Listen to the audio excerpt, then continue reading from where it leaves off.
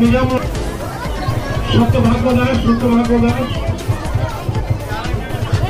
সয়ন হাতি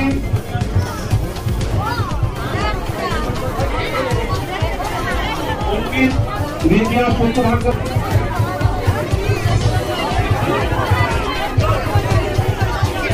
আসলে যাদের নামগুলো বলেছি ভাবে জল ছাড়ার জন্যই এই পরিস্থিতি তৈরি হচ্ছে। তবুও রাজ্যের মাননীয় মুখ্যমন্ত্রীর নির্দেশে আমরা গত কয়েকদিন ধরেই সকলেই এখানে রয়েছে। আমাদের ডিএম ম্যাম রয়েছেন, সভাধিপতি, সহকারী সভাপতি, এমএলএরা রয়েছে এবং আজকে আমাদের এই হুগলির বন্যা বিষয়ক নোডাল অফিসার আইএএস ওঙ্কার সিং মিনা সাহেব, তিনিও গত দুদিন এসেছেন, আজও তিনি এসেছেন।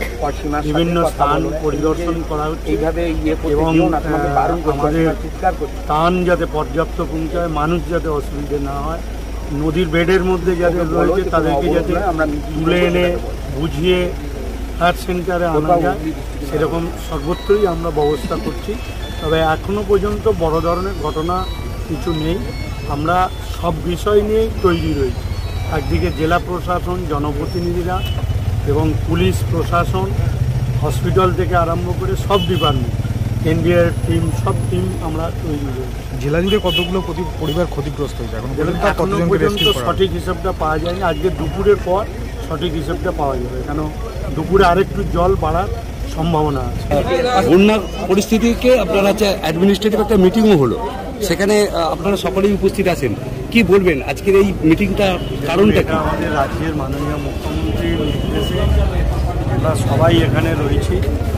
পুরসুরা, খানাকুল, তারকেশ্বর, আরামবাগ, গোঘাটের মানুষের পাশে যেখানে নিচু এলাকায় জল জমেছে তাদেরকে রেস্কিউ করে ফ্ল্যাট সেন্টারে এবং ফ্ল্যাট সেন্টারে ত্রাণ সামগ্রী ঠিকমতো পৌঁছাচ্ছে কিনা, কোনো অসুবিধা হচ্ছে কিনা, সার্বিক দৃষ্টিভঙ্গি রেখেই আমরা পরিদর্শনে এসেছি। আমাদের রাজ্যের তরফ থেকে নোডাল অফিসার রয়েছে আইএস ওঙ্কার সিং মিনা সাহেব এবং ডিএম আছেন, এসডিও আছেন, এডিএমরা রয়েছেন, আমাদের বিধায়ক রাবেন্দ্র সিংহ রায়, সহকারী সভাপতি কৃষ্ণ সাঁতরা সহ কর্মাধ্যক্ষরা, পঞ্চায়েত সমিতির সভাপতি, জনপ্রতিনিধি, বিডিও থেকে সমস্ত আধিকারিকরা। দাদা, অধিকাংশ এখনো নদীর পাড়ে মানুষ বসে রয়েছে, তারা অপেক্ষা করছে ত্রাণের জন্য। নদীর পাড়ে যারা বাস করছে, যারা নদীর পাড়ে বাস রয়েছে তাদেরকে বারবার বলা হয়েছে যে ফ্ল্যাট সেন্টারে আসতে, কেন তারা যেগুলো বসে রয়েছে সবই বিপজ্জনক জায়গা, যে কোনো মুহূর্তে বিপদ ঘটতে পারে। সেই মানুষদের কাছে কি ত্রাণ পৌঁছে যাবে? নিশ্চিতভাবে আমরা সেই